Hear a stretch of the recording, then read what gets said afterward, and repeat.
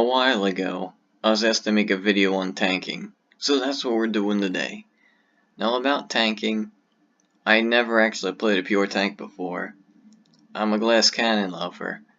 Closest I ever came to that was my tanky PvP hybrids, but I've known a few tanks over the years and figured out how they think and how they work, and pieced it all together for myself. But today we're sharing that info with you. But before we start, let's talk about something real quick. Tanks will save the other people from the bosses, right? And we can assume that endgame already has tanks ready, for the most part. So please, please, please, don't tank until you're endgame. It will make leveling a nightmare for you. Only do it before then if you absolutely have to. Trust me, you'll thank me later. But if you really want to tank before endgame, you can take the knowledge of this video and apply it to lower levels. So with that, let's actually begin. Now, beginner tanks will tell you that health and armor is important. And that's true. But let's take a step back and think about this for a second. Armor is less effective per point you put into it. Say 100 armor to 200 armor is more effective than 1000 to 1100, because that's how resistance works. And that's all armor is. One armor is one resist, pierce, slash, and crush. That's all it does.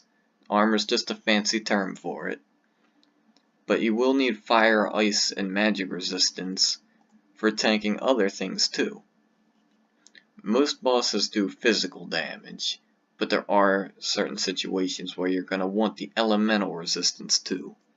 And let's take a look at something interesting. Pulling up two different identical armors, you can see that warriors have more armor, but they have the same resistance as every class. So any class can resistance tank for elements, but that's not really something that happens that often. There's also more resistances than that, like poison and chaos resistance too. Poison's a big one for Bloodthorn, and some various very rare small other things. But as a tank, you might want a tiny bit. Phoenix will help, you won't have to sacrifice anything for it. It's just a hole in your defense, you know? And Divine comes with quest armor, which you're going to be wearing anyway. A quick thing I want to talk about is EDL versus the DG armor. And you're probably going to want to use EDL over DG. Because, you know, although they work together, the creators did something really stupid, and the DG set gives attack and defense for some pieces, but the defense pieces also match the defense skill point piece parts on EDL, so it's just useless to use stock all armor. Just use full EDL with the Morty helm and you'll be fine.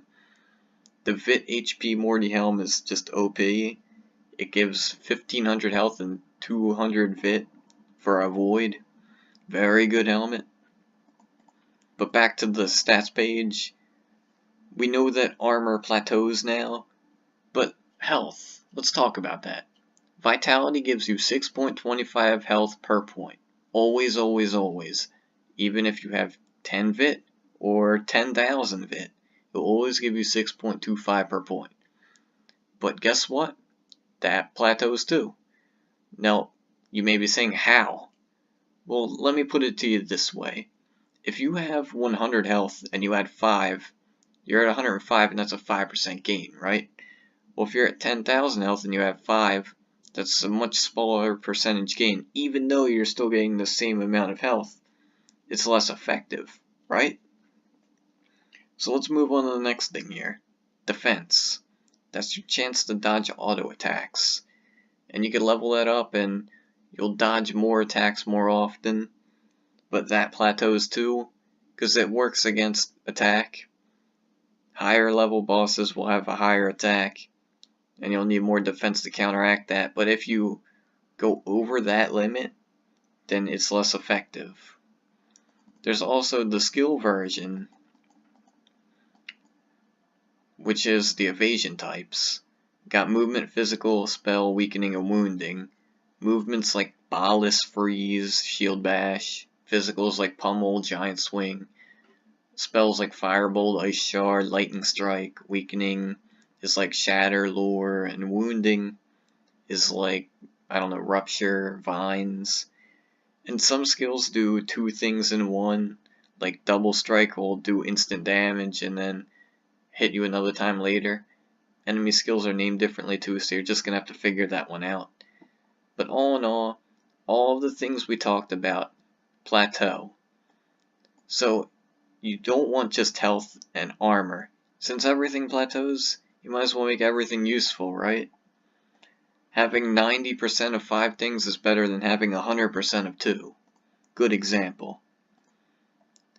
You're definitely probably going to want to use a shield for tanking, but there are some exceptions. One might use an Essence Blade pre-combat to buff up, and other situational things. If you can get creative with tanking, do so, because there's some neat things you can do. You're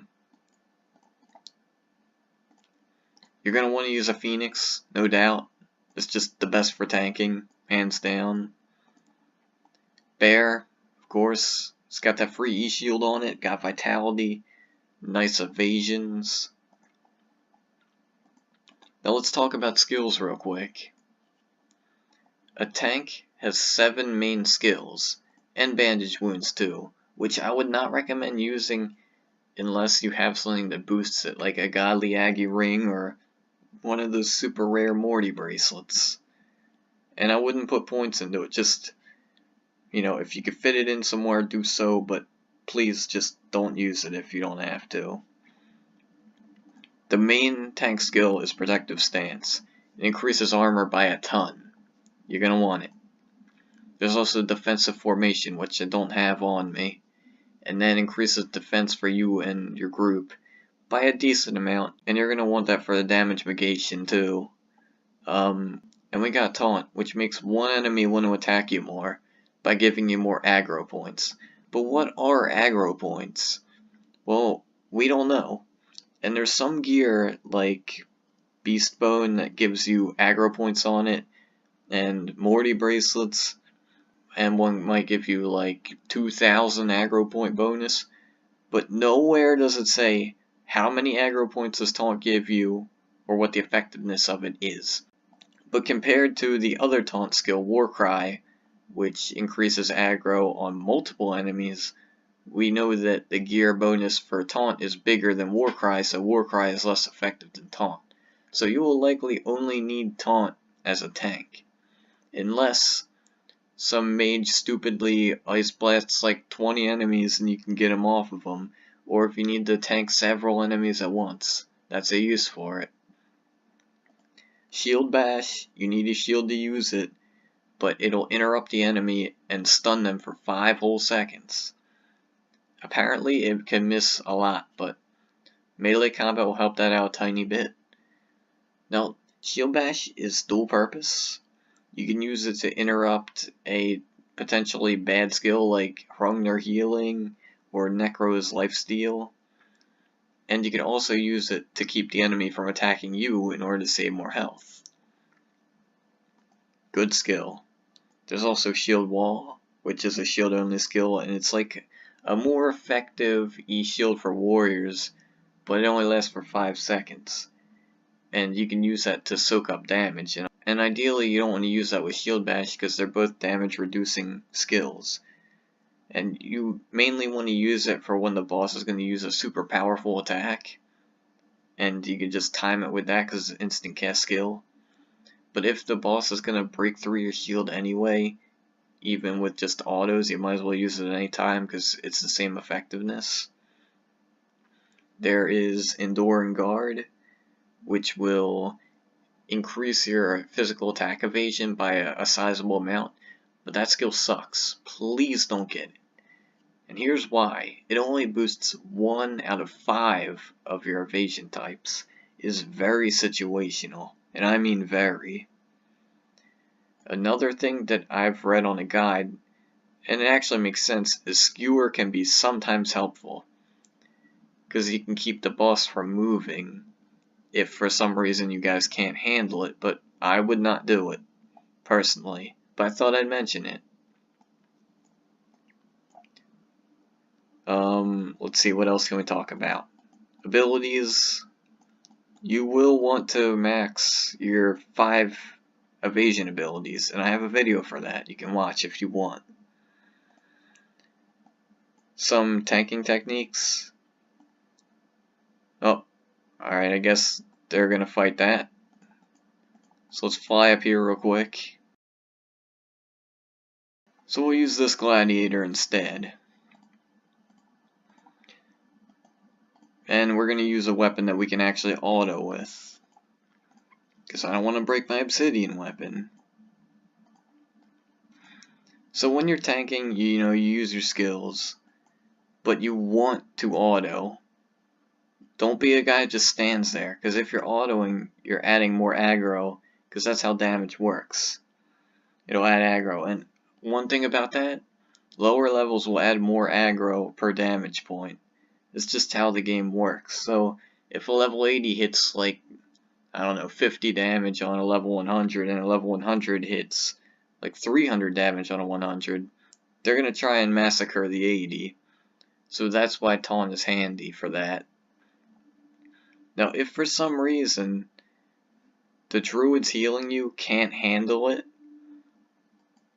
you can actually run around a little bit and use the run technique, but I would not suggest that unless it's an emergency, because you would pull the DPS out of the fight for warriors and rogues because they have to keep chasing the enemy. But if the boss is going to kill you all anyway, having a hard boss kill is better than having no kill at all, right? And some last things I want to go over. My opinion on the 5 different types of reducing damage: health, armor, and resistance, I'd say are better than defense and evasion, because they have a consistent damage reduction. Defense and evasion is a chance to do 0 damage, which is kind of situational. Some enemy can hit you 100 times in a row and miss 100 times in a row. You don't know. But all are equally important for tanking. And having a high health base is great, because druids will be able to heal you right back up. And if they can't, then less health is better. A personal opinion, I say if you're already going to kill the boss, you can throw on some damage gear. It's against the tanking philosophy, but it goes with my philosophy of dealing all the damage you can without dying is the most effective way to do things, and it's true. To be a perfect tank, you will need a health kite. They're just OP. No two ways about it. And, that's about all the knowledge I have to share for you about tanking. Just, some little things of knowledge, not necessarily a guide, but important info nonetheless. And I hope it can help some people out there.